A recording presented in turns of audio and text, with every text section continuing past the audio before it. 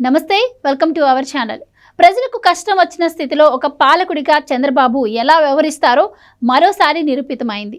10 ఏళ్ల క్రితం విశాఖపట్నంలో హుద్హుద్ తుఫాను వచ్చినప్పుడు చంద్రబాబు వ్యవహరించిన తీరు, అధికార యంత్రాంగాన్ని ఉరుకులు పరుగులు పెట్టించిన తీరును ఇప్పటికీ అందరూ గుర్తు చేసుకుంటారు. విశాఖపట్నంలో అతి తక్కువ కాలంలోనే సాధారణ పరిస్థితులు నెలకొనేలా చేయడంలో చంద్రబాబు అడ్మినిస్ట్రేషన్ ఎంతో సమర్థంగా ఉందని అందరూ అంటారు.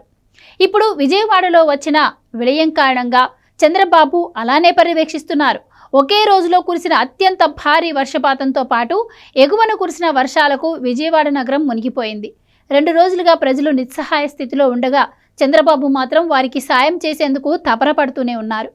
ఉదయం నుంచి నేడు తెల్లవారే వరకు కనీసం నిద్రపోకుండా పనిచేస్తున్నారు. గత రాత్రి విజయవాడలో ఎన్టీఆర్ జిల్లా కలెక్టర్ కార్యాలయంలోనే చంద్రబాబు ఉండిపోయారు. తన బస్సును అక్కడే పార్క్ చేసి అక్కడే అధికారులతో సమీక్ష చేపట్టారు. వరద తీవ్రత తగ్గేంత వరకు ఇక్కడే ఉంటాను అంటూ ప్రజలకు సందేశం పంపారు. సహాయక పునరావాస చర్యలను స్వయంగా పర్యవేక్షిస్తూ క్షేత్రస్థాయికి వెళుతూ ప్రజలకు ధైర్యం చెబుతూ ఉన్నారు. మళ్ళీ నేడు ఈ తెల్లవారుజామున 4:30 గంటలకు మరోసారి అధికారులతో చంద్రబాబు సమీక్షలో పాల్గొన్నారు. హోంశాఖ, విపత్తుల నిర్వహణ శాఖ మంత్రి వంగలపూడి అనిత కూడా ఈ రివ్యూలో పాల్గొని సహాయక చర్యల గురించి పర్యవేక్షిస్తూ మరింత మెరుగైన చర్యల కోసం సమాలోచనలు చేశారు. ఆదివారం మధ్యాహ్నం 2 గంటల నుంచి చంద్రబాబు నిర్విరామంగా విజయవాడలో పర్యటిస్తూ వరద పరిస్థితులను సమీక్షించారు. నగరంలోని అజిత్ సింగ్ నగర్, కృష్ణలంక, ఇబ్రహీంపట్నం, పెర్రీజూపూడి, మూలపాడు ప్రాంతాల్లో పర్యటించారు. వివిధ ప్రాంతాల్లో ఇళ్లలోకి నీళ్లు వచ్చి చేరడంతో ప్రజలు రోడ్లపైకొచ్చారు. ఆదివారం అర్ధరాత్రి సమయంలో కూడా బాధితుల వద్దకు వెళ్లి చంద్రబాబు సమస్యలు తెలుసుకున్నారు. ఈ విలయాన్ని ధీటుగా ఎదుర్కొనేందుకు ప్రతి ఒక్కరూ ధైర్యంగా ఉండాలని చంద్రబాబు కోరారు.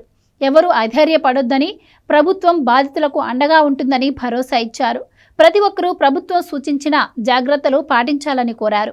ఇటు వరద బాధితులకు తక్షణం ఊరట కలిగించేలా ఆహార పదార్థాలను సకాలంలో అందించే ఏర్పాట్లు కూడా చేస్తున్నారు. ఆహారాన్ని సత్వరం కనకదుర్గ గుడి ద్వారా తయారు చేయించాలని చంద్రబాబు ఆదేశించారు. దాదాపు 50,000 మందికి పులిహార రెడీ చేయాలని కోరారు.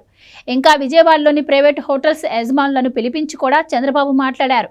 నేటి ఉదయంలోగా 1,00,000 మందికి ఫుడ్ రెడీ చేయాలని వారికి సూచించారు. ఇలా వరద సమయంలో బాధితులకు అండగా ఉంటూ వారికి అన్ని రకాలుగా ఆదుకునేందుకు చంద్రబాబు రేయింబవళ్లు పనిచేస్తూనే ఉన్నారు.